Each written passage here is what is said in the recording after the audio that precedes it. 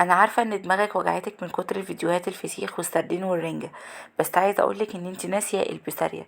البسارية يا جماعه هي فعلا عشق، مليانه بالاوميجا 3، وسبق قلتلكوا فوائدها الفيديو اللي فات في البسارية المقليه. ارجعوا الفيديو ده واتفرجوا عليه هيعجبكم جدا.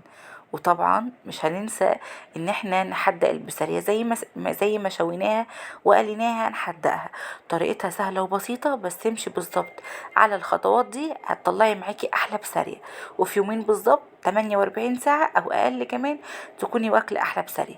انا البسارية بجيبها بغسلها كويس وبسيبها تتصفى كده في المصفى لمدة ساعة ساعتين على حسب ما تتصفى.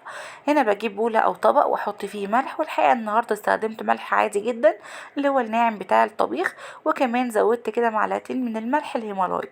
على اساس ايه؟ اللي هو مش بيعمل مية تحت الجسم بقى ولا املاح ولا الكلام من ده. عارفين انتوا بضحك على نفسي يعني. المهم عشان اكل براحتي. المهم بنحدق البسارية ازاي؟ بنحضر الملح وكمان شطة وبابريكا، بس خلاص. مفيش اسهل من كده. ممكن تستغني عن البابريكا، مفيش مشكل، بس عايزه اقولك بتدي تدخينه وطعم حلو قوي قوي للبسارية. جربوا بس انتوا تعملوا كده. بقلب الملح على الشطة على البابريكا. وبالظبط انا استخدمت 4 معالق من الملح، عليهم معلقة من ملح الهيمالايا، يعني قولي مثلا 5 معالق من الملح، عليهم معلقة من الشطة كبيرة ومعلقة من البابريكا، وبقلب كل ده مع بعض. وببدأ ان انا احضر برطمان، والبرطمان ده بحط فيه واحدة كده من ورق اللوري في القاع، وببدأ ان انا اقلب البسارية مع الملح والشطة، وابدأ ان انا احطهم في البرطمان. وعلى الوش كده بحط برضو ورقة من اللوري، وبغطس البسارية دي في الزيت عشان نحفظ البسارية لمدة يومين. وببدأ ان انا اقفل برطماني كويس قوي وبس خلاص. يبقى بنستخدم ملح شطة بابريكا، ورقة بس او ورقتين من اللوري، وشوية من الزيت. طبعا انا دعكت البسارية مع الشطة والملح، بس ايه زيادة تأكيد كده حطيتهم في البرطمان، وبدأت ان انا ارجهم كويس قوي.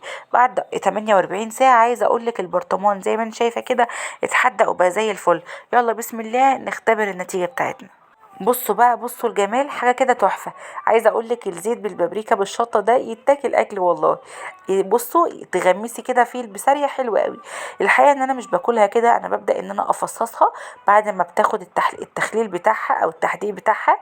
يعني بعد 48 ساعه ببدا ان انا اشيلها كده من الميه بتاعتها او الزيت ده، واحطها في علبه واخليها يعني، واحطها في علبه واعصر عليها ليمون وشويه من الزيت، وبس خلاص. بتفضل عندي، ممكن تقعد عندي على فكرة شهر في الفريزر، ما بيحصلهاش اي حاجة. جربوا بس انتوا الطريقة دي في تحضيرها، وان شاء الله تعجبكم جدا. اشوفكم على خير ان شاء الله في رعاية الله. مع الف سلامة.